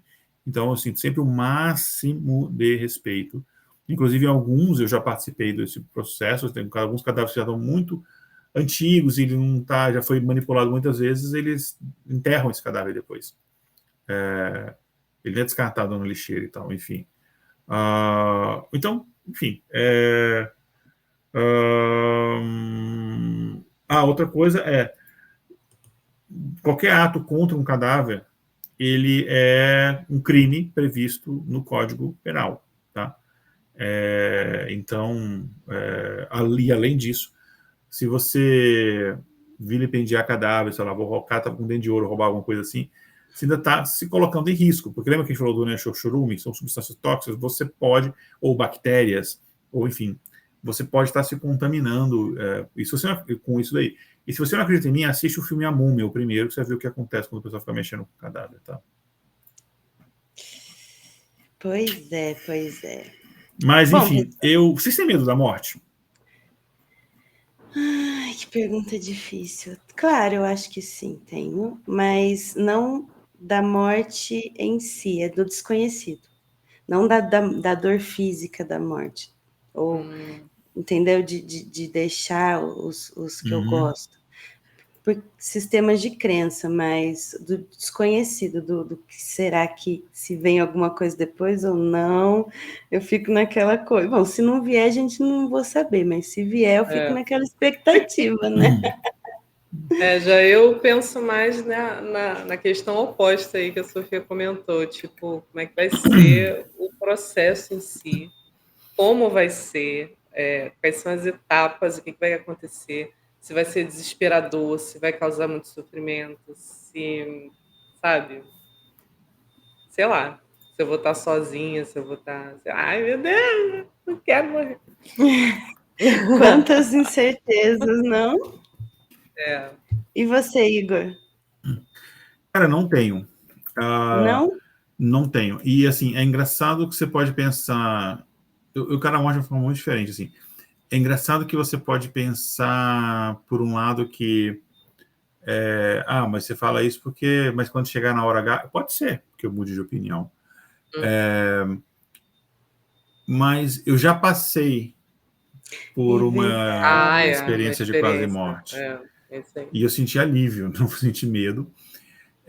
E eu já passei por uma outra experiência, que não é experiência de quase morte, mas é uma... Coisas malucas na minha cabeça, de eu achar... Não é achar, de ter certeza absoluta de que este é o meu último ano de vida. E aquilo me deu um conforto gigantesco. Eu falei, cara, então, problemas que para mim pareciam grandes não eram mais, porque eu tinha um muito maior diante nesse de mim. aspecto. Mudou a perspectiva. E alguns problemas que eram absurdos, assim, eu falei, é só eu procrastinar. Eu não procrastino, detalhe, mas é só procrastinar isso daqui, porque eu não vou ter que lidar com isso, eu não vou estar mais aqui mesmo. Spoiler, não rolou, eu tive que lidar com todas as merdas aqui. Mas cara, o que eu tenho, assim, eu tenho um senso de inclusive, uma sensação que eu tenho, eu queria saber com antecedência, não o dia e hora, mas, tipo assim, você tem uma doença que, sei lá, você vai durar uns 6 meses, porque eu queria ter a oportunidade de preparar as coisas, deixar, sabe, me despedir das pessoas. E com as pessoas que tiveram essa situação, não contaram para ninguém que estavam doentes e fizeram isso. Eles tiveram esse tempo para entrar em paz consigo mesmo e preparar as pessoas, deixar tudo papelada de documentação, passou coisa para o nome das pessoas para não ter rolo com inventário, enfim.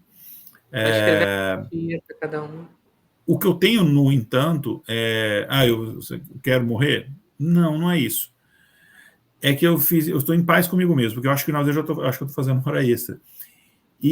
Mas o que eu tenho é um senso de responsabilidade com as pessoas que vão ficar. Uma preocupação, né? Isso, com filhos, com esposa, com mãe, irmãos, enfim, eu tenho um senso de responsabilidade. Então, de fato, pode não parecer, mas eu tento me cuidar. Pode não parecer mesmo, né? Mas eu tento me cuidar. Voltei para a academia e, de fato, né, voltei um dia, enfim. Estou tentando comer melhor, eu estou ainda pagando o preço do meu passado, tipo, de não ligar para nada, mas estou me cuidando e tudo, enfim, não estou buscando isso. Mas se acontecer, cara, eu estou em paz com isso. Então. Mas, enfim, por que eu estou falando isso? Porque tem pessoas que, de fato, têm medo da morte e não é errado ter o medo da morte. Não mas é errado. pode se tomar um problema se ele te impede de viver. E aí, será que dá para a gente trabalhar isso? Dá de diversas maneiras, inclusive terapia, né? Mas vamos nos focar em algumas dicas práticas que a gente pode colocar em prática no dia a dia, né? Então, compreenda o seu medo e aceite a certeza da morte. Aceitar que a morte é inevitável para todos é o primeiro passo. Tem aquela coisa, né? Não sei se acontece com vocês também, mas quando eu era jovem, mais jovem, eu não achava que eu fosse morrer. Quando criança, então, nem passava pela minha cabeça. Quanto mais velha a gente fica, mais a gente pensa a respeito disso, pelo menos eu. Então, pensa bonitinho, não fuja desses pensamentos, por mais assustadores que sejam. Enfrentar o medo torna mais fácil quando você reconhece essa fragilidade, essa realidade. Então, veja suas próprias crenças sobre a morte e por que a morte evoca medo. Faz essa pergunta que a gente fez uns para os outros, para vocês mesmos. Por que eu tenho medo da morte? Está relacionado à incerteza do desconhecido, ao receio de dor, de perder, deixar os entes queridos, etc. O segundo ponto, explore o processo físico da morte. Então, pesquisar sobre o processo físico da morte pode desmistificar o desconhecido. Então, saber que o cérebro, ao se aproximar da morte, emite sinais químicos tranquilizadores, pode trazer um entendimento reconfortante. Não esse pânico todo. O conhecimento é uma ferramenta poderosa contra o medo, se usado na medida certa. Então, se você achar que essa informação, essa pesquisa vai te fazer bem, nós aconselhamos. Se não, melhor evitar, né? Pode ser um gatilho também. Terceiro ponto, busque ajuda profissional quando necessário. Então, se o medo da morte causar essa ansiedade significativa e paralisante, não hesite em procurar ajuda profissional.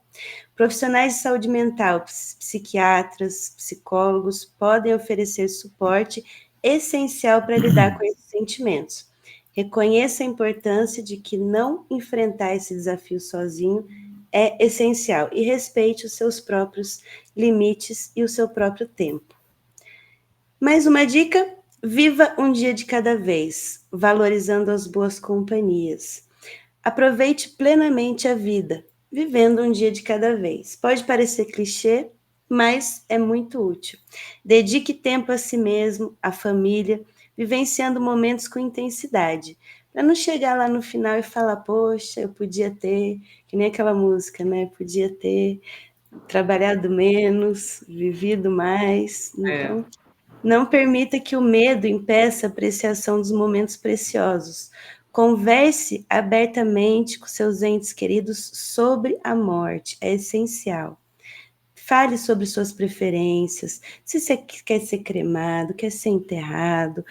Planejem isso juntos, assim como planeje um casamento, um batizado, planeje também esse momento, porque não? Ele faz parte da vida. Então, também aborde preferências sobre se você quer doar órgão, né? Como vocês mencionaram, a gente colocou aqui o tema do episódio, o número do episódio é o 139, como a inteligência artificial pode ajudar no transplante de órgãos. Então, além de discutir como cada um gostaria de ser enterrado, é essencial que vocês façam essa discussão com os seus entes queridos. E mantenha bons hábitos para uma vida plena. Então, cultive hábitos saudáveis, hidratação, alimentação, exercícios físicos, cuidar do corpo nunca é demais, né? E também saúde mental, é muito importante. Superar o medo da morte, ele é um processo individual.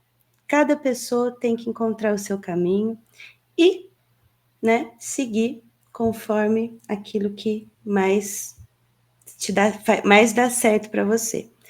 Mas essas dicas são importantes e se vocês puderem colocá-las em prática, quem sabe não ajuda bastante vocês nesse medo.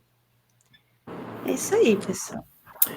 Bom, só uma coisa que eu esqueci de falar antes aqui, que não está relacionado ao que a gente está falando agora, é que da questão do embalsamento, são técnicas muito antigas, né, milenares e tal, mas elas ficaram muito tempo esquecidas, né? Porque, enfim, por questões religiosas, no Ocidente principalmente, era uma coisa que não era muito bem vista. Só que isso voltou durante a Guerra Civil Americana, em 1864, né? Porque as pessoas morriam longe de casa, e aí eles tiveram que resgatar essas técnicas para embalsamar e mandar o corpo de volta para ser sepultado em casa, não deixar, enfim, principalmente o pessoal do norte, que vinha aqui batalhar no sul e acaba morrendo por aqui. Então essas técnicas voltaram. E aí eu falei longe de casa, eu lembrei da música da Blitz, mas eu não vou cantar. Enfim, gente, espero que vocês tenham gostado desse episódio. A gente quis trazer esses vários aspectos.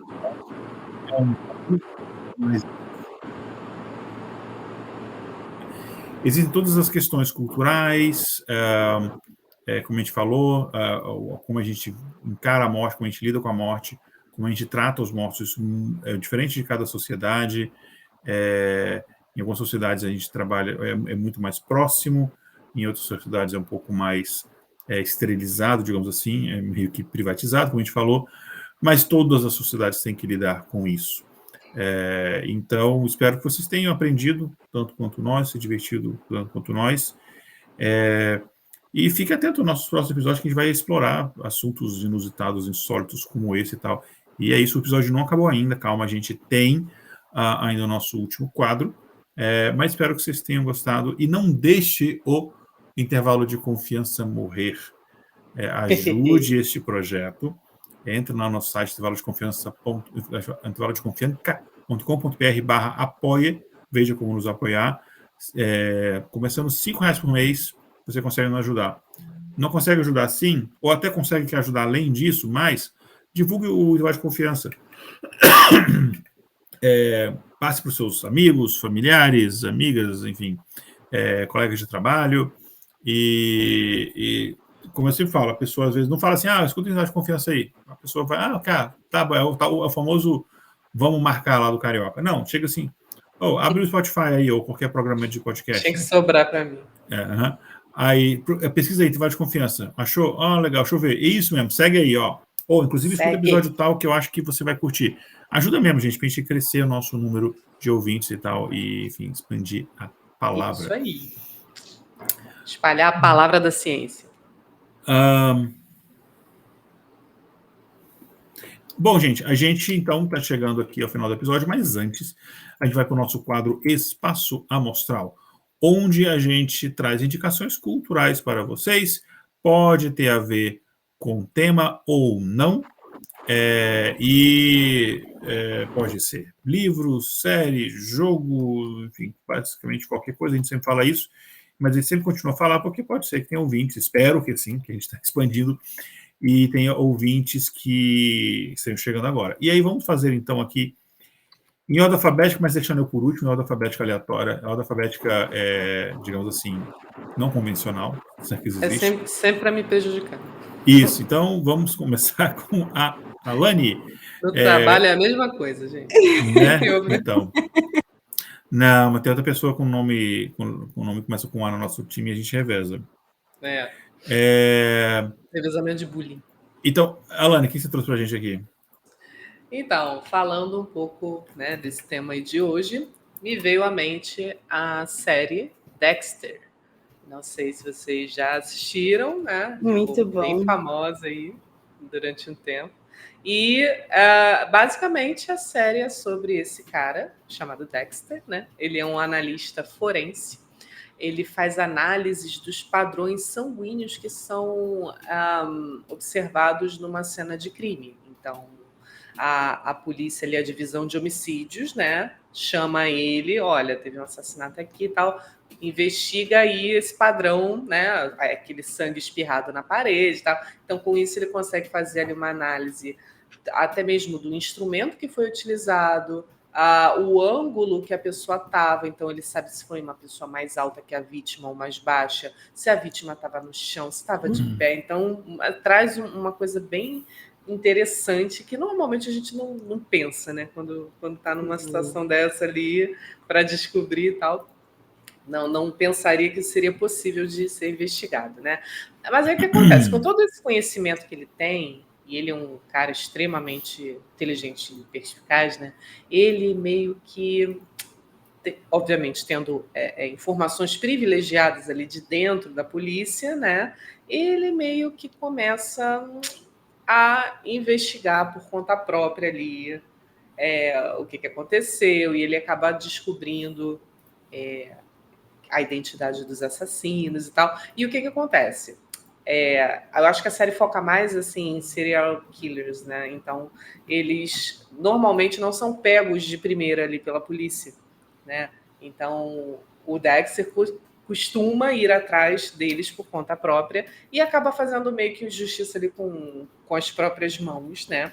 E fica uma parada meio dividida ali, né? Porque ao mesmo tempo que ele quer que o assassino pague, ele meio que se coloca na posição de um assassino também, né?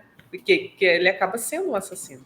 E aí é muito interessante porque tem toda a perspectiva ali de como foi a infância dele, tem uma relação lá com o pai dele que ele está sempre trazendo à tona e tal, tudo ali interferindo para essas ações. E é E assim, interessante da gente ver porque é meio que uma vida dupla, né? Então, de dia ele está ali trabalhando para a polícia, né? Tudo normal, tudo como deve ser. E à noite ele vai fazer a caçada dele.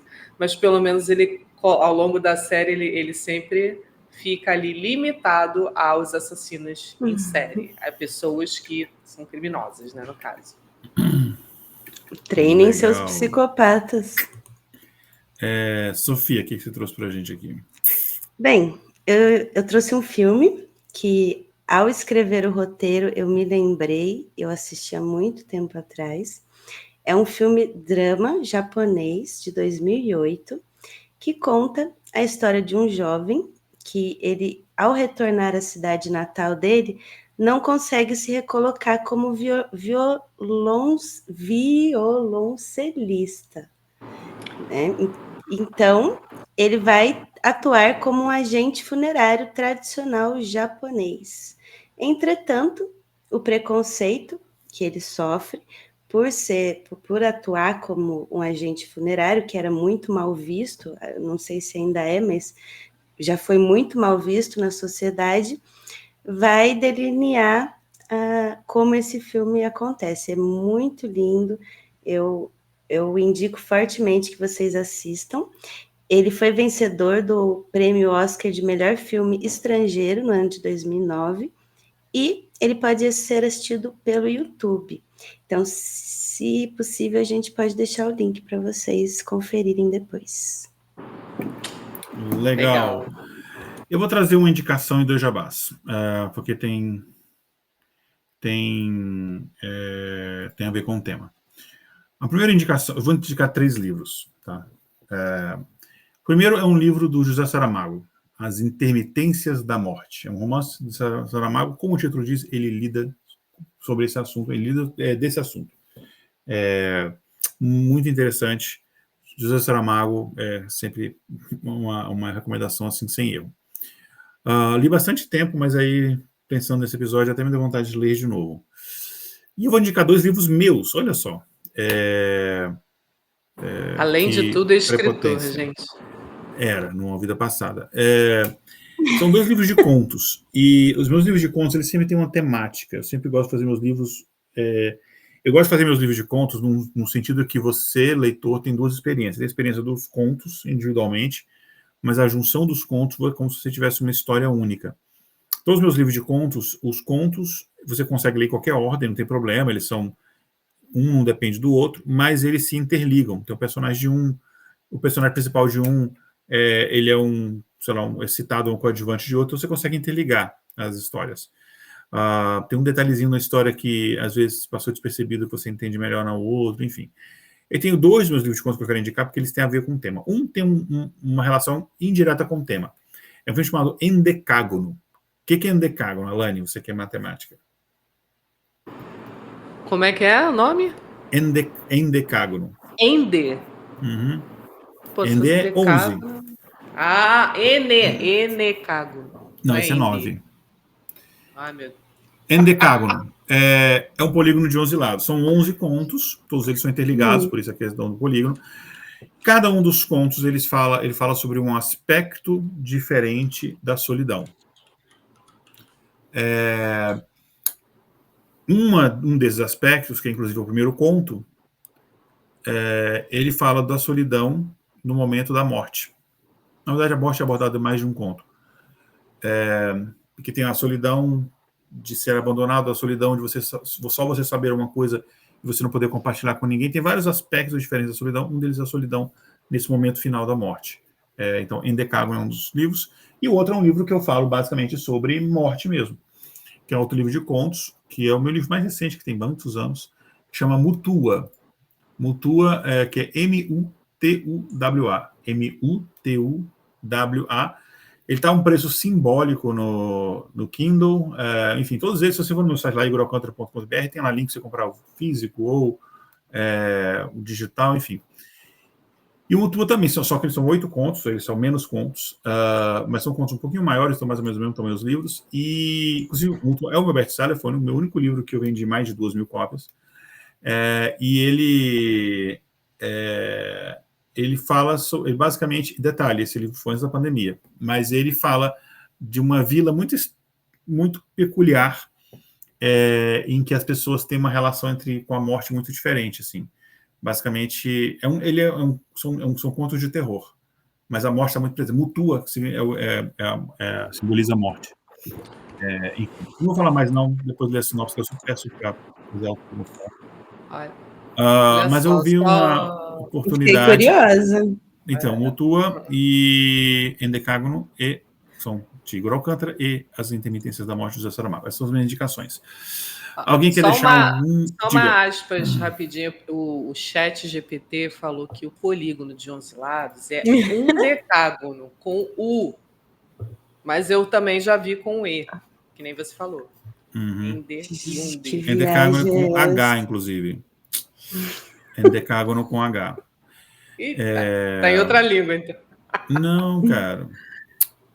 Enfim. Em latim, o outro. A Alane é uma pessoa muito crítica. Eu, no trabalho, eu fico o dia inteiro escutando críticas dela. Vocês não têm noção como eu sofro. Não, é porque eu me embananei aqui, que você falou um negócio aí, eu pensei em outra coisa completamente diferente. Enfim, eu gosto de botar ela nessas situações. Adora, assim. né? Ele adora, olha. Me odeia, né? Não odeia, não. Mas, enfim, é isso então, gente. Alguém quer deixar algum recado final? Eu tenho um último recado aqui antes da gente encerrar. Mas alguém quer deixar um recado final? Um jabá? Tem alguém vendendo aí um Chevette? Quer anunciar? Fica à vontade. Tá vendendo, Sofia, alguma coisa? Não tô vendendo nada, só força de trabalho. Se alguém quiser comprar, tamo aí. Opa, verdade, gente. Anuncia, isso aí. Muito, muito recomendado. Adicione a Sofia lá no LinkedIn. Isso aí. Precisa lá, Sofia Massaro, vai estar o link aqui, inclusive, no post do episódio também, quando sair. Vamos ajudar aí a nossa comunidade. Show. Valeu. E é isso, então, eu espero que todo mundo tenha gostado. Um breve recado aqui é o seguinte: a gente, pela primeira vez, eu vou fazer igual homem com uma grande autoestima, que isso nunca me aconteceu antes. A gente teve um problema na nossa transmissão online e a gente só percebeu, quem está fazendo, nossa, tá paradão hoje, ninguém está mandando pergunta, não transmitiu por nenhuma plataforma. A ferramenta que a gente usa deu um problema. Enquanto a gente estava gravando, eu entrei em contato com o suporte falou, corrigimos, pode começar a gravação. A gente já estava 1 hora no ar. Eu falei, too late, sorry. Enfim, o episódio sai editado normalmente, só que tem um problema, então desculpa o pessoal que está ouvindo depois, se alguém está ouvindo depois, que estava acompanhando ao vivo lá, então tem esse problema, mas foi só um caso único. Eles identificaram o problema foi corrigido, então a gente vai voltar. Foi só a única vez que aconteceu, de fato. Vai voltar ao nosso processo de transmissão normalmente. Enfim, sempre tem esses episódios de morte, alguma coisa assim. Sempre dá uns... Sempre tem um efeito sombrio, né? Sempre tem o espírito do Alexandre lá tentando impedir. Então, gente, tchau, tchau. Até o próximo episódio. Valeu, tchau, gente. Nash Ladanol. Tchau, tchau.